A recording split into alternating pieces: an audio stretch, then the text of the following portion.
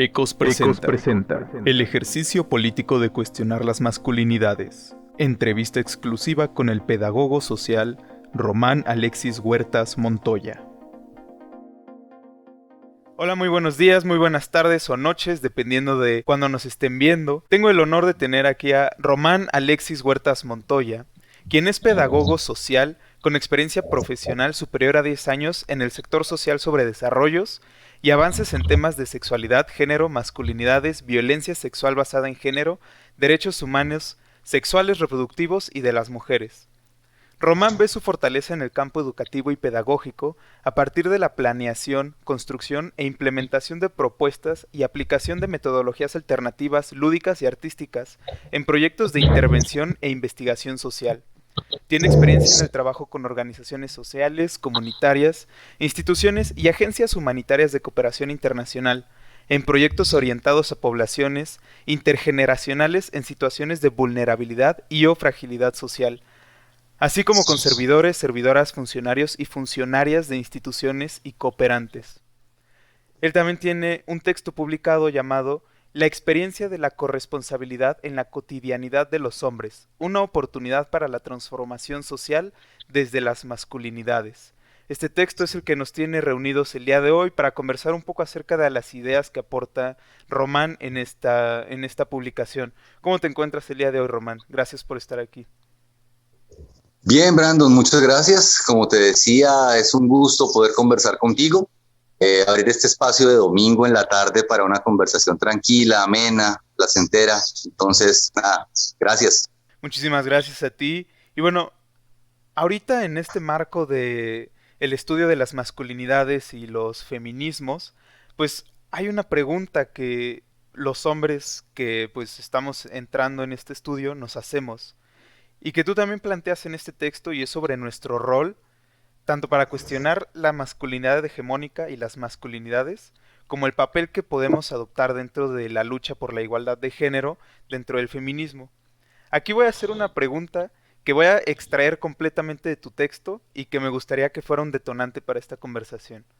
Tú planteas esta pregunta: ¿son los procesos de reeducación de agresores y procesos de prevención de violencias el principal, único escenario de aproximación válido para aportar desde los hombres a la transformación? Esta se me hace una pregunta muy interesante y me gustaría saber pues tu perspectiva. Vale, Brandon. Esta pregunta, bueno, voy a empezar por el texto inicial, ¿no? Ese texto es de hace ya algún tiempo, es antes de la pandemia, ¿sí? ¿Por qué te digo que antes de la pandemia? Porque de alguna manera en el texto yo empiezo a hablar de algunas nociones alrededor del cuidado, ¿sí? Y por eso lo sitúo antes de la pandemia, porque después de la pandemia la pregunta por el cuidado en las masculinidades y en los hombres ha tenido un gran revuelo. Antes de eso no. Y por eso la pregunta que yo hacía ahí, porque antes de situar tan fuertemente la reflexión alrededor del cuidado, muchas de las experiencias de masculinidades en Latinoamérica y en parte del mundo venía tratándose alrededor de la prevención de las violencias, ¿sí? Y eso pues genera un conflicto finalmente para muchos hombres, porque cuando tú lo miras generacionalmente, de pronto quienes tengamos más de 45 años podemos entender muy bien esa afirmación de la violencia. Pero después de los 45 años, una generación como la tuya, porque te veo que eres más joven que yo, mucho más joven que yo, seguramente identificarse con la violencia o con el referente del hombre agresor, pues no es fácil. O sea, como que ustedes ya hay una generación que rechaza las violencias, que incluso por la misma transformación social que hemos tenido en relaciones de género, han cambiado sus prácticas. Puede que exista todavía alguna práctica violenta, pero ya no es la misma intensidad, no es la misma referencia. Entonces, en ese momento que yo escribo el texto, tenía yo eso en mi cabeza, como que en el mundo todo el mundo habla de masculinidades, pero a la luz del hombre agresor, de prevenir la violencia. Y pues yo sentía que ya hay generaciones que no se sitúan allí, que ya hay hombres que no se pueden encasillar dentro del agresor. Y entonces decía, y entonces esos hombres de nuevo quedan solos en sus reflexiones de género, porque si no eres agresor, no entras en los discursos de las masculinidades. Y yo entendí un poco al escribir el texto que no es así, ¿sí? Claro, la idea de prevenir la violencia, de trabajar con el agresor es interesante, pero también hay que alimentar el espíritu de esas nuevas masculinidades, valga el remoquete, que están surgiendo en esos hombres que se están construyendo en la contemporaneidad y que no necesariamente se identifican como agresores. Entonces, ¿por qué para yo cuestionar la construcción de mi masculinidad debo reconocerme agresor? Y creo que eso no es así. Creo que estamos en un momento donde tenemos que abrirle una gran ventana, una gran puerta a aquellas otras construcciones que ya están en proceso. Por eso un poco la pregunta. Era eso, Brand. Sí, y es una pregunta muy interesante en la que pues intervienen diversos factores. Y una pregunta aquí que tenemos que responder y me gustaría que me ayudaras a contestar es, bueno, ¿de qué hablamos cuando hablamos de masculinidad hegemónica y de qué hablamos cuando hablamos de masculinidades en plural? Ok, vale, muy bien, Brand. Eh, lo hegemónico sería como lo primero, ¿no? Cuando uno intenta ubicarse en la masculinidad hegemónica, se está ubicando uno en la referencia de un constructo de género que hemos experimentado muchos hombres, que entre más generaciones atrás lo veamos, más hegemónico se hace, ¿sí? La idea fija de que existe una sola forma de ser hombre y que hay unos estereotipos alrededor de ser hombre en el que finalmente muchos intentan situarse y corresponder a esa expectativa social de la hegemonía, eh, es el primer referente y es un referente muy importante porque finalmente lo que no conoces no lo puedes contrarrestar o interpelar. Entonces, conocer la masculinidad hegemónica creo que es el punto de partida de todos los estudios de masculinidades, reconocerla, ¿sí? Más allá de que la cumplamos como hombres o no. Pero sí hay que reconocer que hay un mandato estructural de la sociedad que recae en nosotros por el tipo de sexo que tiene nuestro cuerpo, ¿sí? Tener pene, cuando tú naces con pene, te entregan el libreto hegemónico, ¿sí? Y es tan hegemónico que no ha cambiado en años. Y aunque las prácticas de los hombres han cambiado, el libreto sigue siendo el mismo. Todavía hay hombres que responden a ese libreto y que quieren encajar en el libreto y que quieren cumplir el libreto, ¿sí? Pero hay otros hombres que no. Y ahí viene el remoquete de masculinidades. Si la primera es una masculinidad hegemónica, cuando hablamos de masculinidades, estaríamos hablando desde la no hegemonía, primero, ¿sí? Pero también hay una mirada crítica de esas masculinidades. Y es que no nos alejamos totalmente de la masculinidad. O sea, las masculinidades, al hablar de esa pluralidad, lo que hacen es mostrar que hay una toma de distancia por algunas construcciones y por algunos hombres en su identidad masculina de esa masculinidad hegemónica. Pero finalmente seguimos hablando de masculinidad. Lo único que hemos cambiado es que hemos abierto la posibilidad a decir que es en plural, que hay muchas formas finalmente de encarnar esa masculinidad. Que en la medida en que hay un hombre que se construye en masculino, ahí hay una experiencia que puede ser contrastada o en correspondencia a esa hegemonía, o sea, o encaja totalmente, o definitivamente al no encajar es una alternativa. Y esas alternativas, cuando se colocan esas masculinidades, tienen una apuesta. O sea, el tomar distancia del modelo hegemónico tiene un compromiso en sí mismo. Y es un compromiso por la igualdad, por la equidad, por la justicia, por la transformación social, por la humanización, finalmente, y valga la cosa ahí, la humanización de ese constructo social que nos ha recaído como hombres, de ese libreto, ¿sí? Entonces, por eso me parece muy interesante porque cuando a veces hablamos de masculinidades, es como si estuviéramos diciendo que aquellos que hablamos de masculinidades ya no estamos en ese hegemónico.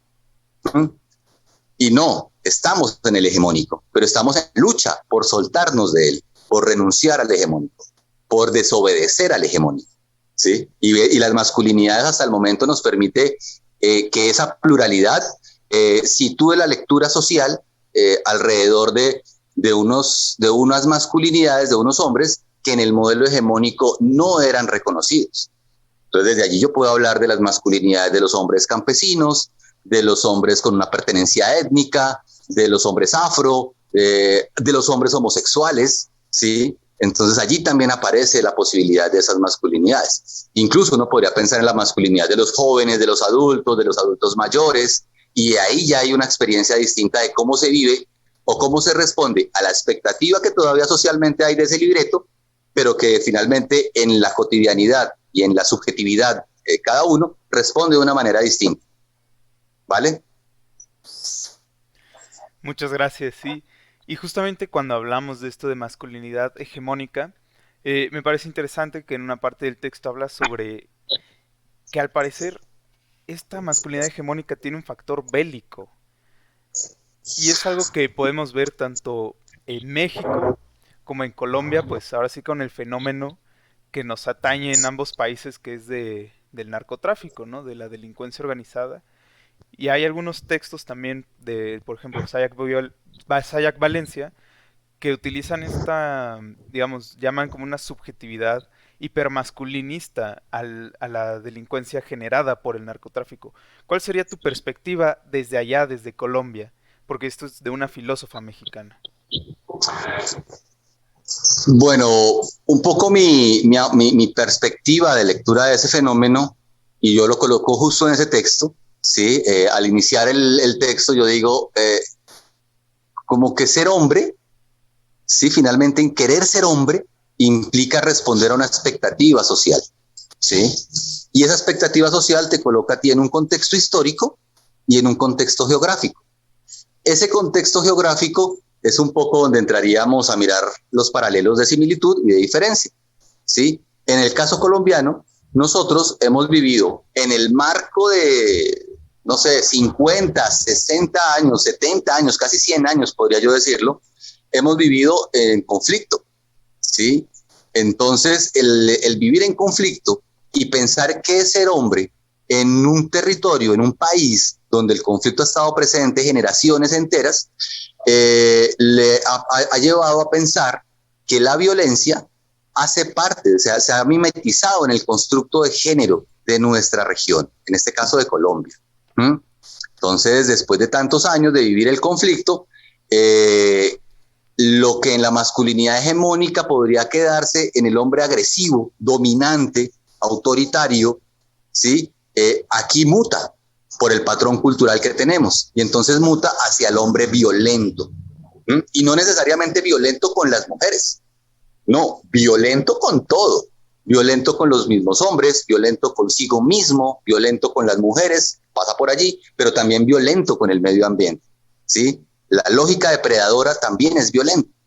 Entonces, creo que desde ahí, situar esa idea de la masculinidad alrededor de la construcción de la masculinidad es un llamado a la construcción cultural y la validación cultural de ese modelo bélico, que en nuestro territorio, Colombia, pues aparece muy de la mano del conflicto armado, de la guerrilla, de los paramilitares, también del narcotráfico, que cuando yo lo miro con México, pues de pronto está más vinculado a ese fenómeno del narcotráfico, ¿sí? Que en eso tenemos mucho en común. Y donde finalmente el modelo que impera de género para los hombres, ese reconocimiento está asociado al poder, ¿cierto? Al tener el poder. Y cuando aparece la violencia, pues termina siendo un mecanismo muy efectivo para los hombres de conquistar el poder y lograr la subordinación. Entonces creo que eso nos ha permeado culturalmente. No porque seamos así, nuestra cultura no es violenta, pero el modelo sí. Entonces, en el caso no es un poco, yo lo me acuerdo cuando escribía el texto, yo he tenido la posibilidad de recorrer muchos espacios del país, de mi territorio, de Colombia, y encontrarse uno cómo hay una exaltación del hombre violento, ¿sí? Del arma, del uniforme, ¿sí? Empecé a mirar y claro, finalmente estamos hablando que en muchos territorios los niños lo que ven desde que nacen son armas, armas de un ejército, armas de otro ejército, y además esos hombres que tienen las armas terminan teniendo un reconocimiento en los territorios, por dominación o simplemente por ¿cómo llamarlo? Por admiración también, ¿sí? O sea, finalmente son hombres que tienen el poder y la gente quiere el poder, entonces los admiran. Entonces sí hay un modelo, finalmente esa imagen de la vida militarizada que ha vivido Colombia ha hecho que se genere una expectativa desde los hombres por querer ser así, ¿sí? Los niños crecen con esa expectativa. Entonces, aquí en Día de Brujas, por ejemplo, en noches de Halloween, era muy común ver niños disfrazados de soldados, ver niños disfrazados de policías, y finalmente es eso, es un modelo bélico de la masculinidad que se irradia. Con el narcotráfico, la cuestión más está en la lógica del éxito y del poder. Entonces, al mirar la masculinidad hegemónica y ver que dentro de varios de sus mandatos exige que el hombre sea exitoso, pues cuando yo miro eso en mi contexto, aquí ser exitoso puede ser tener recursos económicos, tener la plata, tener el dinero. Y pues el camino más fácil en un contexto como el nuestro es la ilegalidad. Entonces muchos de los hombres, persiguiendo y queriendo cumplir con ese modelo de masculinidad, terminan siendo seducidos por estas lógicas de las mafias, estas lógicas del narcotráfico, que fácilmente te permiten encajar en ese modelo de masculinidad. Cumple una expectativa que es muy superficial, finalmente, ¿no? Es superficial, es tener el poder desde el dinero. Entonces, en eso creo que tenemos similitudes. Yo siento que en México, sin conocerlo, creo que he pasado por México un par de veces nomás, la expectativa siento que es la misma, ¿no? Muchos chavos, como dicen ustedes, queriendo tener ese reconocimiento social, y pues si eso implica portar arma, agredir a otro, traficar, y pues es sencillo, pues corro el riesgo porque sé que si lo hago bien, al final me van a señalar como que soy hombre, estoy en la cadena, en la pirámide más alta, ese es ser hombre, y como que la hombría termina reflejándose en los ojos de los otros. Entonces creo que eso lo compartimos, y desde allí esa mirada de la masculinidad bélica que yo digo, como que mi mensaje es, eso no somos culturalmente. Hay un modelo y tenemos que romper ese modelo. Para cerrar diría que con lo que pasó en Colombia hace un par de años, con el proceso de paz, ese modelo se rompió. O sea, por primera vez en los territorios logramos pensarle y hablarle, encontrar chicos que entendieron que el ejercicio no es bélico, es pacifista, ¿sí? Que es desde allí el modelo. Y en los últimos estallidos sociales que están aquí dándose en Latinoamérica y en Colombia particularmente en los últimos 8 meses, un año tal vez, lo que se encuentra es eso. Los hombres ya no en la confrontación, en la protesta social desde la confrontación, sino desde el arte, cantando, bailando. Y eso también es una esperanza de pensar que ese modelo bélico está desprestigiándose en nuestras sociedades. Ojalá en México pase lo mismo. Sí, es bastante interesante ver cómo ha evolucionado incluso dentro de la protesta, ¿no? Y ahorita mencionaste un poco esto de las infancias y cómo se refleja, pues, que incluso en Halloween, en Día de Brujas, los niños se disfrazan de soldados y todo eso. Entonces ahora, como pedagogo social en las infancias, primero quiero saber cómo es que un niño absorbe estos mandatos así en la infancia, cómo se los enseña a alguien, cómo los adopta, si es un modelo a seguir o cómo lo adoptarían en el entorno familiar, la cultura, cómo permea a este niño. Y bueno, en segunda instancia es cómo cambiar justamente estas enseñanzas, estos modelos en las infancias, para que a lo mejor adopten masculinidades que no sean así de bélicas, así de violentas. Vale, Brandon. Bueno, creo que lo primero es reflexionar cómo aprendemos a ser hombres y a ser mujeres, ¿no? Cómo se da esa construcción de género. De los avances alrededor de esto, creo que lo más importante es entender que uno aprende por modelación. Uno aprende a ser hombre o a ser mujer porque se identifica con otro más grande, y al identificarse, bien sea desde lo corporal o desde la biología, si se quiere, empezamos a repetir lo que esa persona hace. O sea, finalmente la construcción es cultural, y la construcción cultural aparece desde allí, desde el modelaje. Entonces yo aprendí a ser hombre viendo a otro hombre mayor que yo, que es bien particular. O sea, yo creo que ustedes también lo ven bien en México, porque México es un país muy grande y hay diferentes, no sé, actividades económicas para los hombres, por ejemplo. Entonces tú entiendes cómo el niño que nace en una comunidad pescadora aprende a pescar, ¿sí? El niño que nace en el rancho aprende a montar a caballo y aprende a arriar el ganado. Y no lo aprendió simplemente por la instrucción, sino porque vio a otros hacer. De esa misma manera aparece en nosotros, ¿no? Nosotros aprendemos a tratar a las mujeres de la manera en que hemos visto que tratan a mi mamá, a mi hermana, a las tías, a la gente de la comunidad, ¿sí? Aprendemos a relacionarnos entre hombres porque vemos otros hombres relacionarse, ¿sí? La necesidad del contacto físico, por ejemplo, en los hombres, es una cosa muy interesante de analizar, ¿sí? Cuando nosotros aprendemos a golpear a otro hombre, ¿sí? No necesariamente desde la confrontación, desde la pelea, sino incluso desde nosotros aquí llamamos ser parceros, ¿sí? Ustedes, no sé, cuates o algo así, desde allí. Entonces, claro, si yo llego y te pego en el brazo un golpe, porque soy tu amigo, tú te volteas, te sobas y me dices, uy, hola, ¿cómo estás? ¿No? Yo te digo, ¿quién? Chévere, ¿no? Y no hay pasó nada, pasó el golpe y ya, ¿sí? Y así ha sido histórico. Pero si yo llego y te saludo y te doy un beso en la mejilla, tú incluso te volteas y me golpeas, como que, ¿qué te pasó? ¿No? Como dándome besos, eso no se hace, ¿sí? Y eso no es una reflexión de nosotros, es una reflexión de la estructura social, porque no lo hemos visto. O sea, para mí es más fácil llegar a darte un golpe o asimilar que me des un golpe porque he visto que así se tratan los hombres. Como yo no he visto que los hombres se tratan de la otra manera, entonces lo repelo y lo hago, lo exhorto de mí, lo saco de mí. Así aprendemos a ser hombres. Así finalmente nuestros niños y nosotros mismos terminamos adoptando prácticas o comportamientos que de manera irreflexiva pues lo repetimos, ¿sí? Cuando hacemos la reflexión crítica frente al asunto, de pronto tomamos distancia. Es difícil tomar distancia, porque ahí viene toda la presión social y demás, pero se toma distancia. Pensar en la transformación de eso, cuando tú me dices, ¿y cómo hacemos para que los niños aprendan una cosa distinta? Es una cosa larga, es un periodo largo de tiempo. Creo que si estás mirando el tema de las masculinidades, vas a encontrar que ya se llevan muchos años trabajando en eso. Hay mucha gente que ha trabajado en eso. Y solo hasta ahora en el mundo tenemos una agenda común. No es porque este tema haya aparecido hace un año, no hace dos, no, es porque llevamos, o sea, hay gente más grande que yo que lleva 30, 40, 50 años trabajando en esto y hasta ahora ese proceso ha sido como de hormiga. Entonces, quienes han conocido a esos hombres han tenido la posibilidad de replantearse de una forma distinta. Hoy en día somos más hombres hablando de esto. Entonces uno creería que hay más niños expuestos a ese modelo de ser hombre. Y cuando los niños están expuestos a esos modelos, por lo menos tienen la posibilidad de decidir. Hoy en día siento que esa es la ganancia. Hoy los niños, las familias de los niños, pueden preguntarse qué tipo de masculinidad les gustaría que sus hijos construyeran.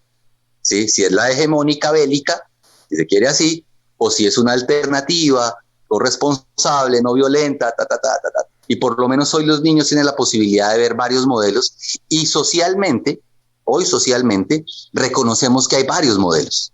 Hace 20 años no se reconocía eso. Entonces creo que ese es el camino. Lo que pasa es que va a ser muy lento. Esto es generacional. Que chicos como tú estén preguntando de esto, me hacen pensar que de pronto, cuando tus hijos tengan hijos, lo habremos logrado. Sí, concuerdo en eso de que pues es un paso a pasito.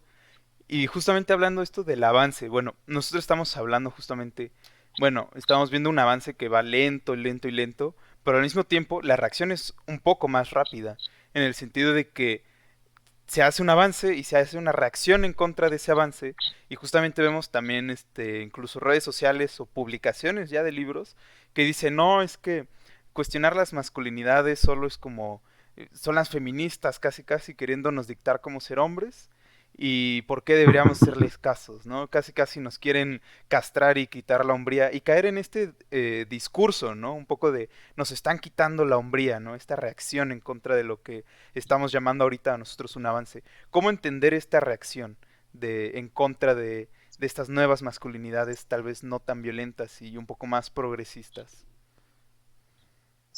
Bueno, hay que citar a las feministas. Es imposible hablar de esto sin hablar de feminismos. Y bueno, un poco para no entrar desde los feminismos, uno solamente tendría que aproximarse a lo que ellas han dicho del patriarcado. Y yo creo que es ahí donde tendríamos la respuesta si miramos el patriarcado. El patriarcado como sistema no es nuevo. El patriarcado como sistema lleva mucho tiempo en la humanidad. De la mano del patriarcado se han generado muchas cosas en el desarrollo de la humanidad y de las sociedades. Y eso ha hecho que ese patriarcado también haya generado unas mutaciones, unas adaptabilidades alrededor de los cambios sociales, que le ha permitido prevalecer bajo el sofisma de la transformación. Entonces, cuando hoy en día miramos, uno dice, pero no, es que ya lo que tú dices, ¿no? Las feministas entonces quieren dominar el mundo y quieren acabar nuestra hombría y ahora entonces nos quieren subyugar a ellas. Finalmente es eso, es un montón de discursos que se han camuflado de aparente transformación que nunca se ha dado. ¿Y por qué nunca se ha dado? Y me parece que ahí es importante la reflexión, Brian. Es que cuando aparecen los temas alrededor de las desigualdades de género, que no se llamaban así, pero aparece así cuando aparece a mitad del siglo pasado las mujeres como un sujeto político, finalmente la sociedad lo que hace es pensar que eso es un problema de las mujeres. Y entonces las mujeres empiezan a generar una gran transformación desde esa pequeña conquista. O sea, la pequeña conquista que hacen las mujeres, acceder al voto, ¿sí? Tener educación, lograr trabajo, la sociedad lo que hace es decir, eso es cosa de mujeres, y les suelta eso. Los hombres, en esa entrega, pues no nos preocupamos de lo que eso implicaba para nosotros. Y que esas afectaciones finalmente nos han colocado en un lugar de acomodamiento. Entonces los hombres nos acomodamos a esa estructura social que las mujeres cambiaron, pero nos acomodamos no de una manera crítica, sino funcional. Entonces, bueno, la mujer trabaja, bueno, que trabaje. Trae plata a la casa, genial, chévere, ¿no? Pero nunca nos preguntamos que ese que la mujer saliera de la casa implicaba que nosotros tendríamos que entrar, ¿sí? A ocupar también espacios que antes eran negados para nosotros. Por eso es que ahora en muchas partes tú escuchas que los hombres ayudan en la casa, los hombres colaboran en la cocina, ¿sí? Porque esa es la manera de adaptarnos. Durante mucho tiempo eso nos adaptamos, ¿no? Entonces, yo le ayudo a mi mujer, yo le cuido el niño porque no tengo trabajo, pero si yo tengo trabajo, pues ya, chao, me voy. Pago a otra mujer para que cuide al niño o para que haga la labor doméstica. Si tú pierdes el trabajo, mi mujer pierde el trabajo, pues tiene que volver a eso. Entonces los hombres nunca hicimos ese replanteamiento de esa transformación. Con este avance del tema de las masculinidades, yo siento que empezamos a ver la transformación. Y entonces ahí es donde aparecen sujetos hombres que de manera crítica empiezan a contrastar el patriarcado. Ya no a camuflarlo, no a acomodarlo, sino a denunciarlo, a interpelarlo, ¿sí? A enfrentarlo. Eso hace que entonces los otros hombres, aquellos que son menos críticos en la transformación, pues se sientan interpelados en el privilegio que eso les implica. Porque miércoles, o sea, ya no son las mujeres, primero fueron las mujeres, luego fueron los hombres gays, ¿cierto? Y entonces, bueno, eso tampoco nos toca porque nosotros somos machos, entonces no somos esos hombres, somos machos. Pero que otro macho igual a mí empiece a decirme que lo que él vive y lo que yo vivo está mal, hizo que temblara la cosa. Y entonces estos hombres empiezan a entender que pierden privilegios. Y perder privilegio en esta sociedad no es tan sencillo. Cuando hablamos, por ejemplo, de violencias basadas en género, violencias contra las mujeres fácilmente entienden porque reconocen un sujeto histórico que ha sido oprimido por un sistema. Entonces todas van a favor de. Cuando hacemos ese trabajo con los hombres, entonces eso implica tener que ir a hablarle a los machos, más machos, decirles, vea, esto está mal por esto, por esto, por esto y por esto. Y aquí lo que tenemos que hacer es renegociar la posición de privilegio que tenemos. Entonces muchos dicen, uy, no, o sea, tu discurso no me interesa, porque si entro en tu discurso, entonces voy a entender lo que me estás diciendo, voy a entender mi lugar en el mundo, y entonces me va a tocar renunciar a un privilegio, y eso cuesta. Entonces desde allí yo entiendo a esos hombres que todavía no comprenden cómo el patriarcado que opera en ellos también tiene unas desventajas, y que los privilegios que creemos tener tienen unos costos. Y esos costos no se ven de manera inmediata, sino que se ven a lo largo del tiempo. Creo que por eso es que finalmente hay esa pugna entre los hombres alrededor de la renuncia del patriarcado.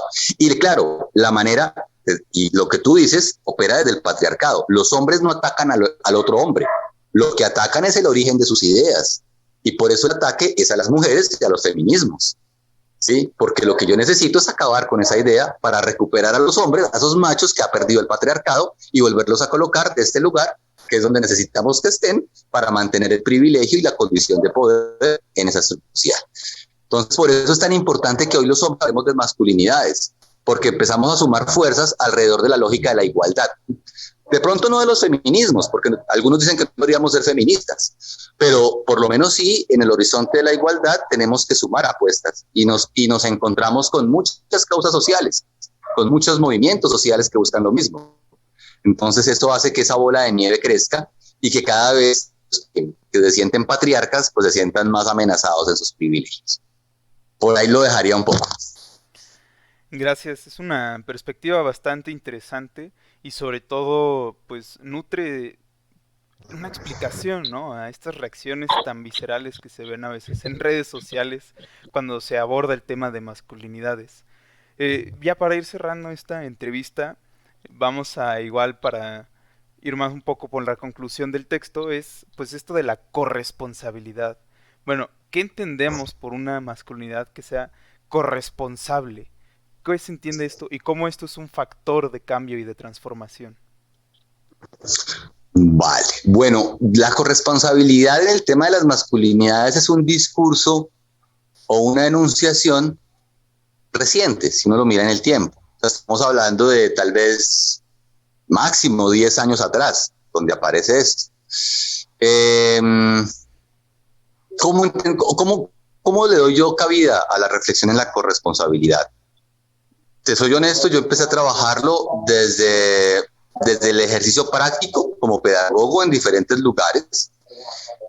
Una vez ya aquí en Colombia llegó en el 2005 el concepto de las nuevas masculinidades, ¿sí? Que es bastante señalado en el mundo además, ¿sí? Porque hay una gran nota donde dicen que no es tan nuevo, que eso ya existía, que eso no sirve, ta, ta, ta, ta, ta.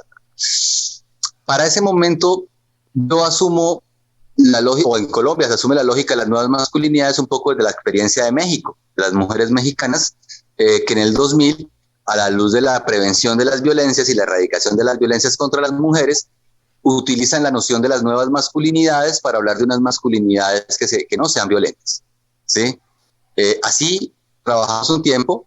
En el 2010, desde esa noción de las nuevas masculinidades, con alguien que aprecio mucho, Carlos Iván García, en una conversación empezamos a preguntarnos qué es lo nuevo de las masculinidades, ¿sí? ¿Qué es eso nuevo a qué se hace referencia finalmente para nosotros? Y para el 2012 aparece la corresponsabilidad y la no violencia. Entonces decimos, ok, pensemos en que es nuevo, tendría que estar alrededor de unos valores distintos en la masculinidad, ¿sí? Como sociedad deberíamos crear unas expectativas diferentes en ese libreto que le entregamos al que nace con pene o al que se identifica como hombre. Entonces hay que cambiar en el libreto. ¿Qué hay que cambiar? Sabemos que no queremos, pero sabemos lo difícil que es tumbar eso que no queremos. Entonces pensemos que sí queremos y construyamos lo que sí queremos. Sigamos deconstruyendo lo otro, pero construyamos otras. Y el llamado a la corresponsabilidad nos parece muy interesante porque sitúa al hombre en todos los espacios de socialización para preguntarse cuál es mi responsabilidad en este ejercicio que se está dando. En el tema de las masculinidades, para ese momento, para nosotros 3 líneas específicas. Estaba el rechazo a la violencia, la no violencia. Entonces empezamos que si asumimos una masculinidad corresponsable, entonces estaríamos diciendo que yo tendría que ser corresponsable con esas expectativas del mundo actual. La no violencia contra las mujeres, la no violencia con los niños, la no violencia finalmente. Entonces ahí tenemos los hombres un papel y deberíamos ser corresponsables frente a esa lucha, ¿cierto? Pues ahí hay corresponsabilidad. Tendríamos que pensar en el ámbito de la reproducción, que es un lugar que habitamos, y en la reproducción en 2 escenarios, la reproducción biológica y la reproducción cultural, ¿sí? Ahí tenemos que ser corresponsables en la transformación, porque nosotros, si hay alguien que reproduce la cultura de manera soterrada, somos nosotros que nos burlamos del chiste sexista, que mantenemos la canción, que seguimos la cosa que nos permite mantener la hombría. Entonces allí también hay una reproducción de la cultura y nosotros como hombres tendríamos que ser corresponsables para transformar esa reproducción cultural. Y pues en la biológica creo que ahí atañe no solamente la corresponsabilidad alrededor de todo lo que implica la salud sexual y reproductiva, que nos llevaría a pensar en la corresponsabilidad que tenemos de lo que surge de la práctica de nuestra sexualidad, que son los embarazos y los hijos. Entonces allí hay una corresponsabilidad alrededor de esas nuevas vidas. Más allá de la relación de pareja está ese vínculo con ese nuevo ser, y ahí tendríamos que ser corresponsables en la crianza, en el cuidado, en todo lo que implica la nueva vida. Implica también la mirada de la corresponsabilidad con nuestra pareja, en el ejercicio de la plena sexualidad. Entonces no es solamente el buen amante, es también el buen compañero, el buen amigo, el buen escucha, el buen vínculo afectivo, y ahí tendríamos que ser corresponsables, ¿sí? Y por extensión a esa relación, tendríamos que ser corresponsables con todo aquello que a nuestras parejas o a las mujeres con las que convivimos les toca. Entonces, el cuidado de los adultos mayores, el cuidado de las personas enfermas, ¿sí? Ese cuidado también sería nuestra labor.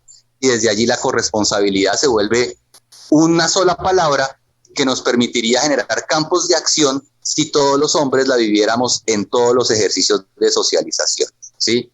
Eso frente a la corresponsabilidad. Y la no violencia, pues creo que es un mandato en el mundo. Entonces, creo que esa no hay que explicarla mucho. Mencionaste que este texto pues es prepandémico. Ahorita ya en el contexto de la pandemia, ¿de qué manera has visto una evolución en esto de los estudios de las masculinidades, en el ejercicio de la corresponsabilidad y de los cuidados? Esa pregunta es difícil, ¿sabes? Es difícil porque me genera mi contradicción. Y te voy a explicar desde la experiencia, de la anécdota, te voy a decir por qué. Yo aquí en Colombia hago parte de una iniciativa que se llama la Mesa Nacional de Masculinidades. Allí, en esta experiencia, toman asiento muchas organizaciones, proyectos, iniciativas de hombres, creo que las más importantes de mi país. Cuando aparece la pandemia, en alguna conversación que tenemos por videollamada con algunos de nosotros, entre nosotros, empezábamos a entender que era muy difícil el encierro, ¿sí? O sea, finalmente la medida del confinamiento empezó a generar un montón de tensiones para los hombres. La desubicación de encontrarnos en el hogar fue muy difícil. Eso nos dio para empezar a conversar. Entonces, lo primero que empezamos a hacer fue como a conversar periódicamente entre nosotros, abrir los micrófonos para que llegaran más hombres, para hablar de esa sensación en la pandemia. En la medida en que eso evoluciona, lo que encontramos es que el analfabetismo en el cuidado por parte de los hombres generaba muchos malestares al interior de las casas, ¿sí? No saber cómo cuidar, no saber de las labores domésticas, de todo eso generaba tensiones. Entonces generamos una estrategia que se llamó Hombres que Cuidan, una estrategia virtual, que era como hacer una serie de conversatorios con hombres de diferentes lugares del país, de diferentes partes de la región, y hablábamos del cuidado, ¿sí? De líneas alrededor del cuidado, paternidad, afectividad, sexualidad, bueno, ahí habían varias cosas. Fue interesante en un primer momento para mí, porque era la reflexión del cuidado desde los hombres. Te decía que era complejo, porque finalmente el cuidado ha sido un tema que ha venido avanzando mucho las mujeres y los feminismos. La aproximación nuestra es distinta, o sea, hablar de cuidado desde los hombres es otra cosa, ¿sí? Porque desde la masculinidad hegemónica implica desdibujar la noción del protector, porque para los hombres proteger es cuidar, y normalmente esa noción del proteger desde la hegemonía pasa por el control. Entonces lo que yo controlo, yo lo protejo, y no necesariamente lo estoy cuidando. Entonces desde allí esa reflexión me pareció muy interesante. Es un abordaje distinto.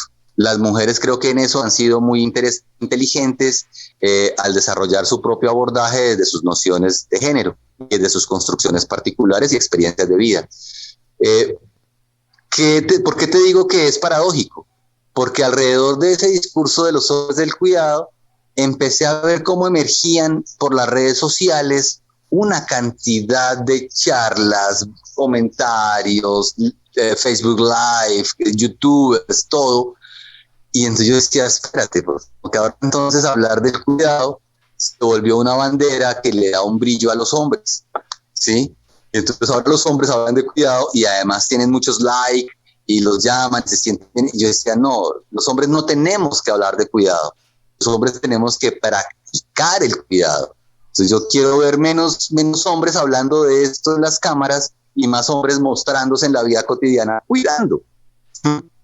Debo ser honesto y debo decirte que yo a veces siento que muchos hombres que están hablando del cuidado y sacando el pecho alrededor de esto por las redes sociales y los programas, siento que lo están haciendo de una manera muy liviana, y creo que eso ahí se está abriendo un espacio para un camuflaje, un nuevo camuflaje del patriarcado. Un escenario que yo sitúo ahí muy bien, que digo que es estratégico, un tema estratégico, pero que puede jugar o a favor o en contra de la transformación, es esa noción del cuidado y la paternidad. ¿Sí? Si lo hacemos bien, como lo sitúo en el texto, logramos hacer una transformación social, si lo hacemos bien. Pero si lo hacemos mal, lo que terminamos es reencauchando la noción del padre, que a la lógica del cuidado termina ganándose todas las indulgencias y todos los aplausos porque lo hace bien. Y otra vez entonces estamos colocando al padre, al patriarca, sobre todas las cosas, y la sociedad empieza a aplaudir a ese patriarca que responde de alguna manera frente al cuidado. Entonces, por eso te digo yo que ahí tenemos en este momento, es un tema que para mí es resbaloso. Podemos, ojalá y lo hagamos, y logremos que desde esa bisagra que nos da la paternidad, logremos entender no solamente la apropiación del cuidado, sino la negociación del poder, porque eso es la paternidad finalmente, ¿no? La paternidad que tenemos los hombres de cuidar, pero también de replantearnos cuál es nuestra lógica de poder con las parejas con las que tenemos hijos y con el papel democrático y participativo que tienen los hijos en nuestra propia crianza. Entonces, esa sería mi mirada frente al momento actual que tú me planteas. Muchas gracias. Y ahora sí, para cerrar, ¿alguna reflexión que quieras hacer para concluir esta plática que hemos tenido el día de hoy?